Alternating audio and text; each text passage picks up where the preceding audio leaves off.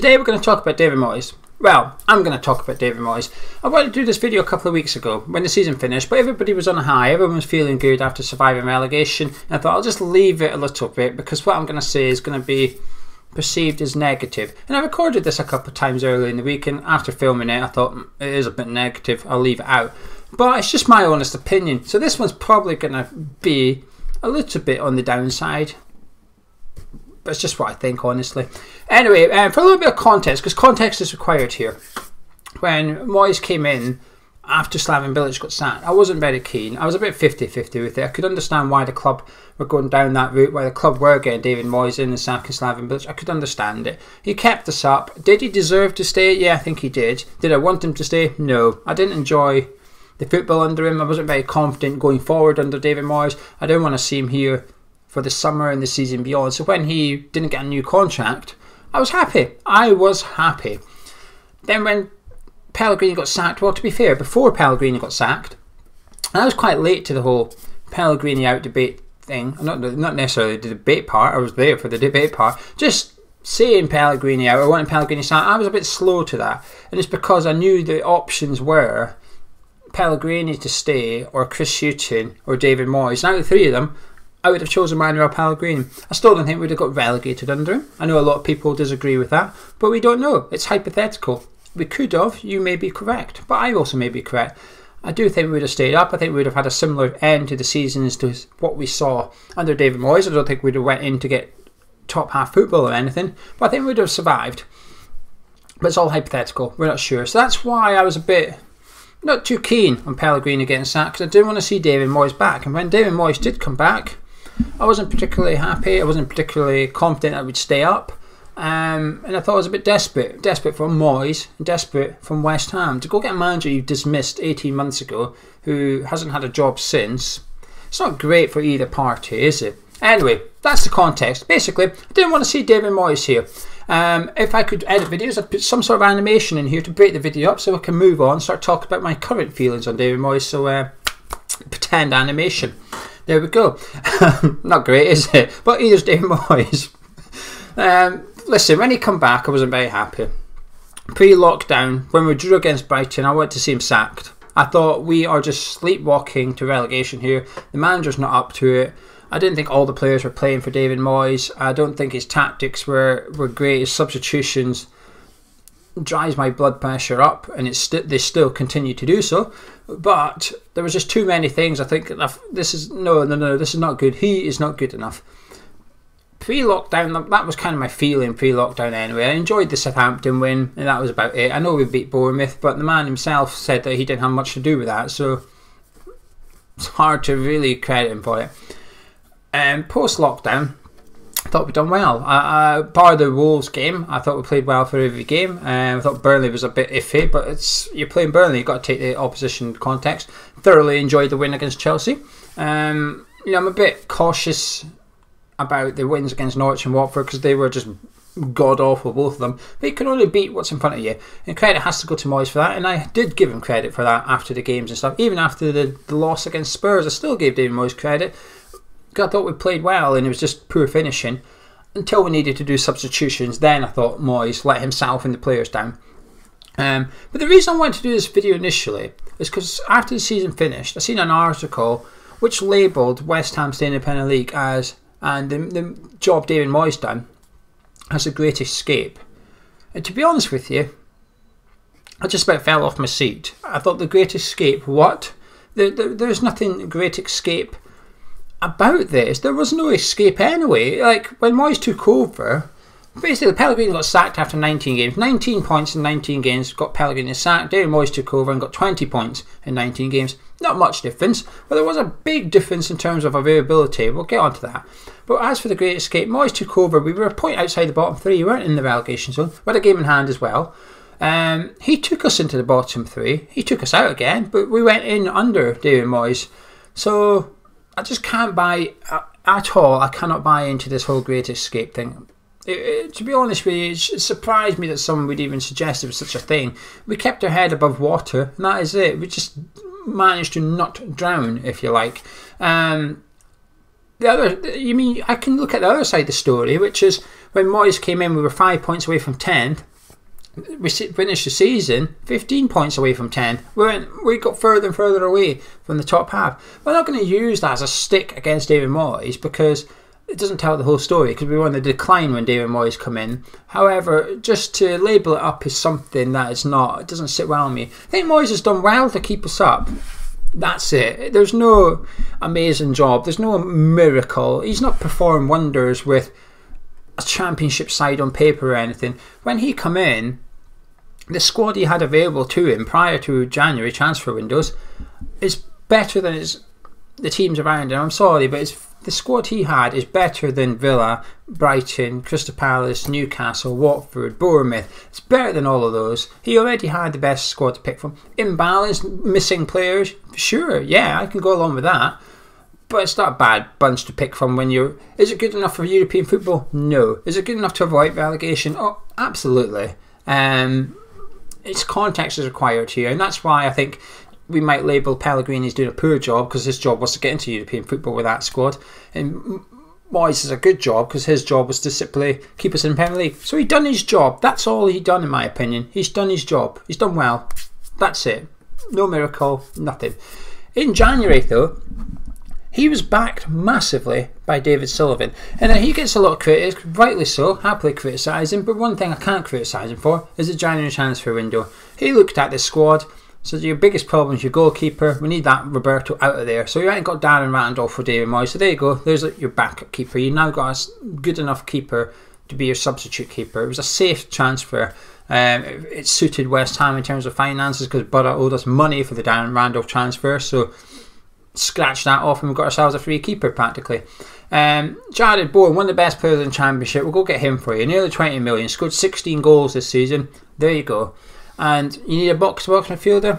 Leave it to me. I'll go get you Thomas Souček on loan. Now, I know Souček was only a loan deal, but David Moyes got given £40 million worth of players to add to, in my opinion, a squad already capable of surviving relegation. Not everyone will agree, but this video is about my opinion. It's my opinion. So I thought he'd done well. I think the Robert Snodgrass injury was a blessing in disguise for David Moyes because he seemed hesitant to put Bowen in from the start. But I'm actually going to give him a little bit of, leeway here, because when Bowen arrived, Moyes said something along the lines of, we can't rely on him to score the goals to keep us up. And I don't think he necessarily meant it literally. I think because his first games for Bowen was away to City and away to Liverpool, I think Moyes just didn't want to play him in those games, keep him out the squad and keep him for the more winnable fixtures, but he almost had to justify not playing him. I think that was Moyes' way of trying to defend Jared Bowen, if that makes sense, although it angered a lot of people, but I could see what Moyes was trying to do, and then he does put him into the team thereon after. But Snodgrass got injured, which allowed Jared Bowen to go into his favourite position, so it's an unhappy coincidence for David Moyes, if you like, but I'm willing to give him the benefit of the doubt there.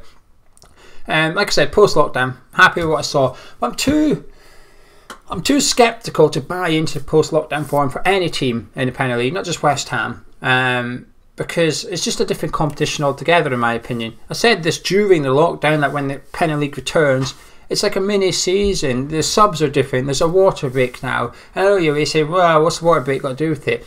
But there's 3-4 fixtures out of our 8 games we played. 9 games we played. 9 games we played. There's 3 or 4 fixtures you can go back and look at that were impacted by the water break. You know, Watford, for example, came out in the second half. They were looking all right. They were putting us under pressure. We were pinned in our own box practically. Water break came. After the water break, nothing. Watford were just gone. And a lot of averages. Some games it works in your favour, some games it don't. But the point is, the water break was there, and it did change the flow of some games. All you have to do is look at the European football this week with the Champions League and the Europa League. One-legged ties, far, far better for the neutral to watch than those two-legged ties. Far better. But it's just a different competition. You can't take this competition to... You can't read into Champions League form now for next season's Champions League.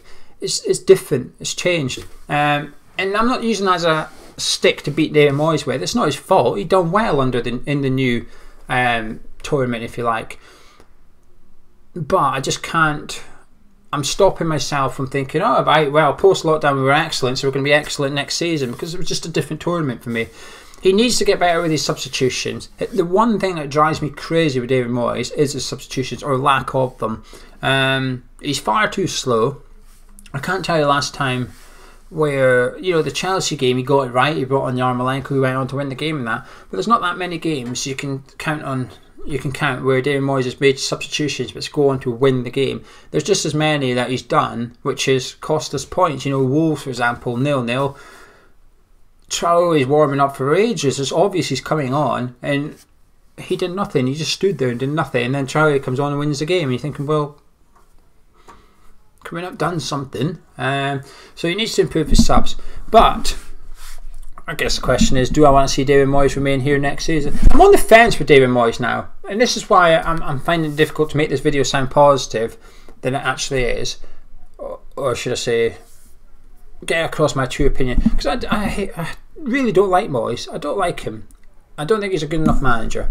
But today I'm on the fence a little bit. He's won me round. It's better than wanting him sacked like I did after the Brighton game, because from his first tenure and what I saw thus far in his second tenure at that point, it wasn't good enough. I wasn't confident he was going to keep us up.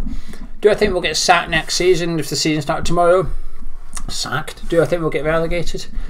No, I think he'd keep us up. I think he'd keep us up. But this is why I'm now on the fence a little bit, because in as much as David Moyes is good at that, and let's be honest, he is good at giving like this. He knows what to say. He's very, very good at talking. When he was younger and he's, you know, in his 20s, in his heyday, I bet he was a right hit with the women. Top shagger, David Moyes, back in the day with that gift of the gab he's got. But sometimes I think it comes back to haunt him a little bit. You know, there's the famous "winning is what I do" or whatever, and everybody's, you're right. And then he goes on to have the worst record in West Ham's history for managers. But, I mean, that's part of the thing. You've got to take that into consideration, because during his second spell here, he was statistically the worst manager we've had in our history. It's fact. That is a stat. While we can debate whether Pellegrini would have got relegated or not, that's hypothetical and down to opinion. Statistically, he was the worst manager in our history. No opinion can change that. So he's good at this. But when he talks about the Red Bull model, I think, Dave, mate, whoa, do yourself a favour. Let's not do that. Because what you're doing is raising expectations. You're trying to suggest I'm going to do this. And when you don't do it, people are going to get a bit annoyed with you. If you go and sign a 30-year-old now in a freebie because of lack of budget, the fans are going to turn around to you, David Moyes, and say, well, hang on a minute, you told us you want the Red Bull structure. This ain't it. And going after young players in Championship is not the Red Bull structure. He wants to work under a Red Bull model. He needs to go find a better club, because we ain't doing it at West Ham. We can't afford it. We don't have the expertise. We don't have the right people. Nothing. We've got nothing to put that structure into place. We've got a manager that likes the idea of it, and that is it. As for Moyes, the reason I'm 50-50 with him is because I don't think he's a good manager, but I think he's the right manager for West Ham at the time, today, because we need a yes man. And I know people might not like me calling David Moyes that, but I'm not really seeing anything to suggest he isn't a yes man. He's desperate. Moyes can't leave West Ham because he probably won't get another Premier League job. Even keeping us up again, he probably won't get another Premier League job. David Sullivan will know this. Bear in mind, he let him go 18 months ago and he didn't get anything until we came back in for him. So he's got Moyes over a barrel, if you like. So when it comes to backing your manager in the transfer market, well, what happens if you don't? Yeah, okay, you're risking going down next season.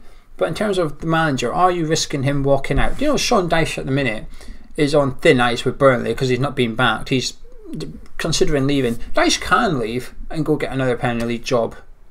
David Moyes can't really, and I think Sullivan knows that. But he's only got 1 year to go, Moyes. He's got a 1 year contract, 1 year left on his contract. I think it's bad. I hate managers on 1 year deals. Moyes needs to be back this summer with decent funds, to be honest with you. I know we're skint, but we've got to allow Moyes, you've got to allow your manager, any manager, to live and die on their own sword. And the way it's going, Moyes ain't going to be doing that. And it's always going to mean that next season, not only is Moyes got one hand tied behind his back, he's got an excuse. If we're sitting 15th in the Premier League next season, is that good enough for West Ham? Not particularly. You can only assume the football's not been great either if we're sitting 15th. But can you blame Moyes? Kind of, but not fully. Unless he's been backed with money and decent players in the transfer window, he can never 100% lay the blame at David Moyes' door. And this is why I think Moyes is the right man for West Ham, because you almost need a manager that's going to work under those circumstances. And I think he will. I think Moyes will just keep going. You'll keep giving 100%. You'll keep working hard, whereas I think others might down tools. If you don't back them, they might down them. Because I still think, possibly unpopular opinion, I'm going to say it, I still think that's part of the reason Slav's head dropped, because I think the funding got withdrawn from him. You know, we made a profit one season on transfers, which is not unheard of in the Premier League. It's not great when you're in the position we're in. We didn't sell a top player for 100 million or something. We sold, I know Dimitri left in that, but we should never have made a profit that season because we weren't in a position to do it. So Slav just got the funding pulled from him and he just got beat down, and I think his head dropped. I think he started to give up a little bit. I don't think Moyes would ever do that. No money for Moyes. I think he would keep going, and that's a credit to him. I think that's why I think he's the right man for West Ham at the minute. But it says more about West Ham than David Moyes, is what I'm trying to say. Anyway, that's it really. Hope that makes sense. Hope it's not too negative. My opinion, like I said, my opinion's gone from wanting him sacked to on the fence, and like I've enjoyed some of the football under him, more so than I thought.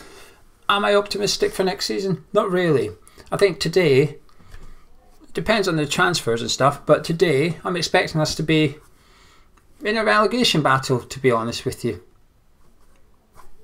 And hopefully we've got the manager that's going to keep us up for the third time. Anyway, if you enjoyed this video somehow, if you enjoyed this half negative video about David Moyes, please drop a like on it. Subscribe new around here. I've got another video coming up, maybe tomorrow or Monday, or definitely Tuesday at the latest, just about the transfer rumours, if you like, and the hypothetical rumours about it. And I don't like managers being on a 1-year deal. I hate it. I'll tell you why in the next video. Catch you in a bit.